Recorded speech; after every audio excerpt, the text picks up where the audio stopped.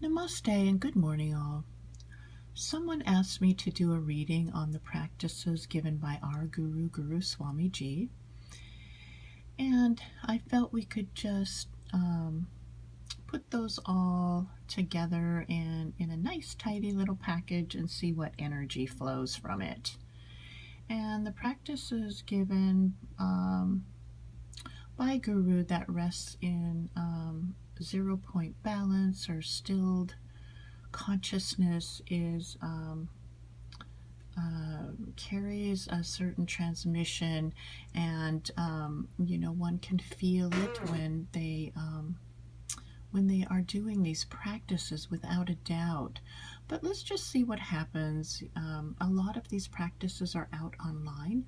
The mantras are not, some of them, and they are just given to the students for now.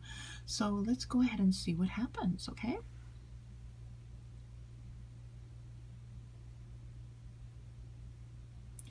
Okay, so these practices carry a transmission that is unaltered by mental activity. So, there's nothing in there that's draining out the energy in a way, because there's no mental activity within it. It's just a pristine type of pure consciousness that resonates through the practices. And there's a weightiness to this pendulum. It's heavy. It's got it's revolving in a very balanced way.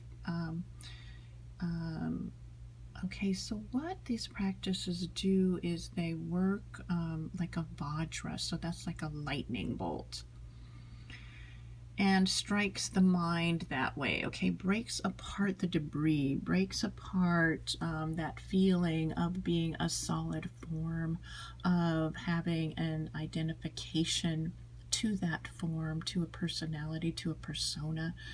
And they begin, this energy carried within these practices begin to wear that away.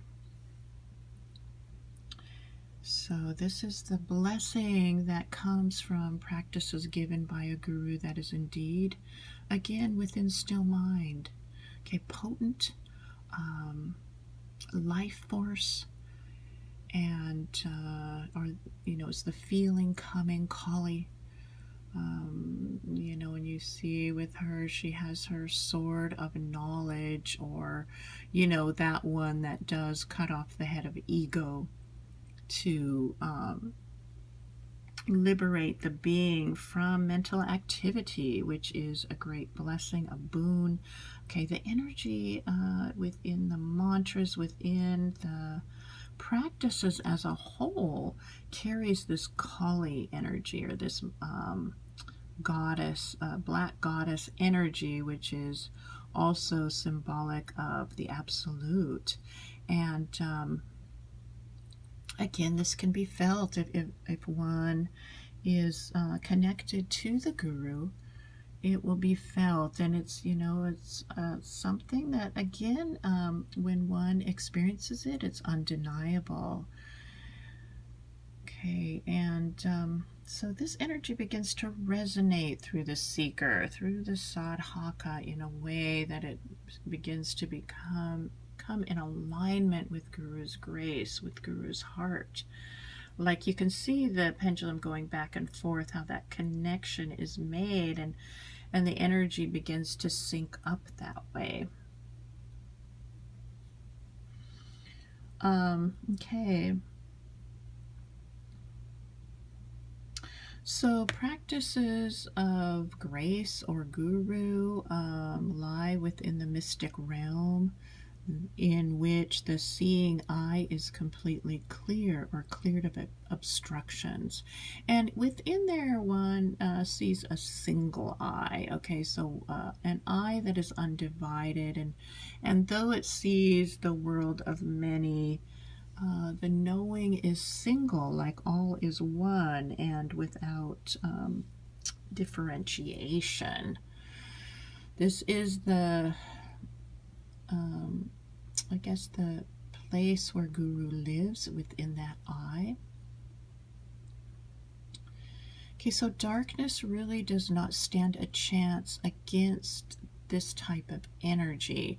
Again, if one is open, if one is sincere, darkness doesn't stand a chance against it. Like, it can't come up against it. It can't reign in a way where it takes over the mind. It would be an impossibility if one is sincere and stays steady. Although certain energies may come that feel very, I'm hearing the word torturous or hard to bear within the journey. If that heart is there, that is open, then the power of this light will reign. Okay, it's going to reign. There's no way around it. By reign, I mean become victorious. It will be a victor over any lower vibrational energies, as this light-filled energy carries power, carries potency. It is, what's the word? One wants to say, it's of God, it's in God, it's within God, it's all. Although it is not about a persona here that we're speaking of at all. Okay, so this is just this power of this light, and that is that these practices are filled up with, really. And you can see it's continuing to connect, like the cosmos, the heart. Okay, the cosmos being infinity. Okay, being the consciousness of the guru, and then to the heart of the seeker, making that connection and continuing to work in a way to flesh out those colorizations that make one see all these different forms as being separate, which is illusory. So this is again Kali, this Kali energy. Cutting energy. It's cutting energy, really. It's slicing and dicing time, okay, with these practices. And this is all a good thing, okay? It may be fearful, going through it in many ways, but that balance, that ground remains, and it really gives the grace to go on. It really does. Again, it takes a long time. It's not something that's going to be quick and immediate. And it works this way. It's really eternal energy. Okay, so when we speak of some of these practices or the mantras, okay, the mantras carry again a vibration of certain energies that they work with to break down certain layers of consciousness. So it works on different levels, on different layers, different facets of mind. And the seeker is not really aware of that so much, but boy, this energy does it. It's pure intelligence. Okay, it'll rock your world. Basically, it will rock your world. Okay, so get ready. And again, all a boon, all a blessing. Okay, mantras. Okay, and I just feel those carry dark energy of Kali. When I say dark, that's nothing negative in that. It just means that rich black absolute energy. Okay, of the void from which all exists, I guess, feeling within that void. Okay, Kali, dark mother, beauty of rich earth, of life, of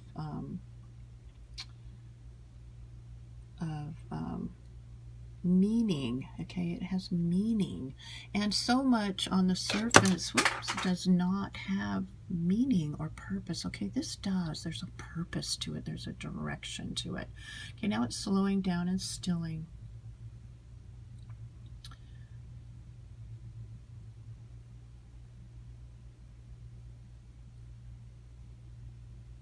Okay, so in time it will wear it away, the mind, the mental processes that obstruct clear seeing, clear vision.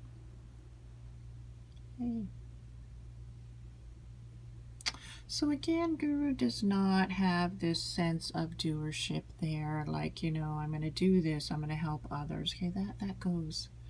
That is only happens within one that is within dual consciousness, as they feel like, there's myself and another.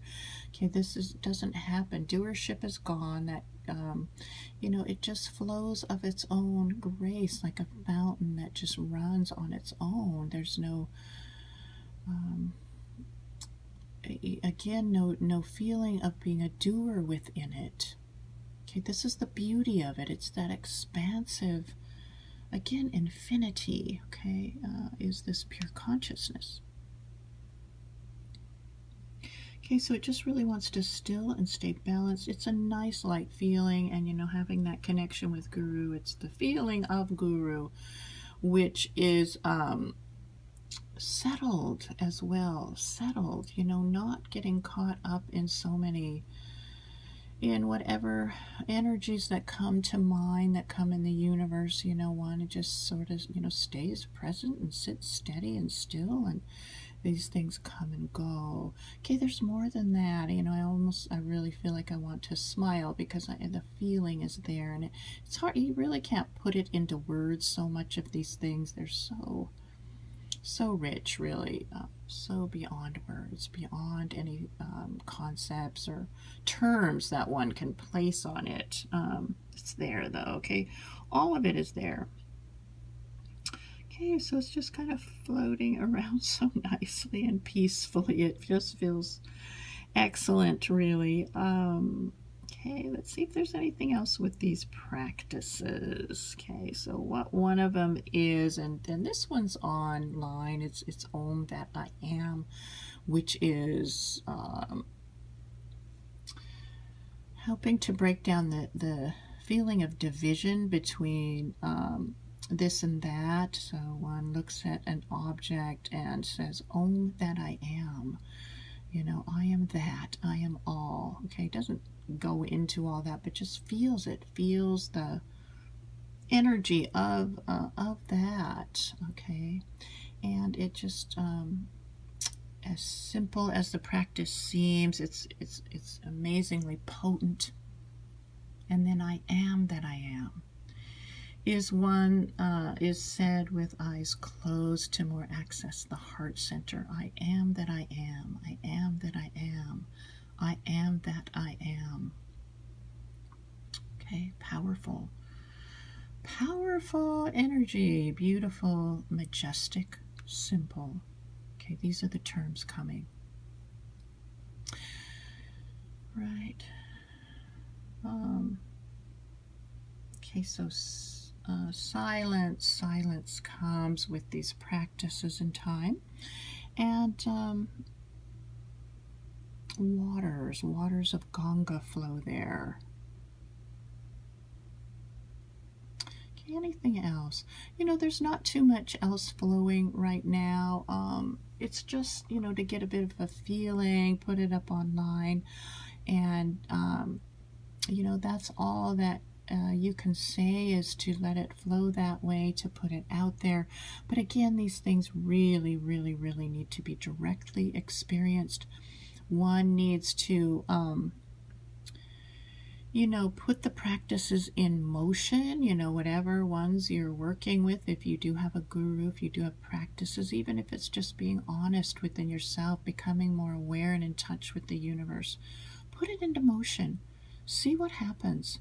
And let these doors open. Let them open. Let the light flood in.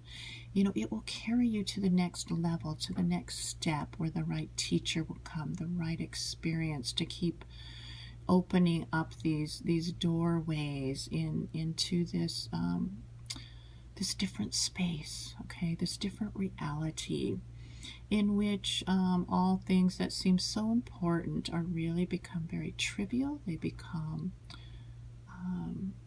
not so central, as well as one can't even really speak about it, the different experiences, but it's there, and you have to embark on this journey yourself. So right now we just want to thank Guru for these beautiful practices. they are unprecedented. And again, you just really can't speak of it. But those that have the experience of it, they're not going to turn away from this. They know a good thing when it comes their way. So thank you to Guru. Thank you to that pure consciousness. Have a wonderful day. Namaste.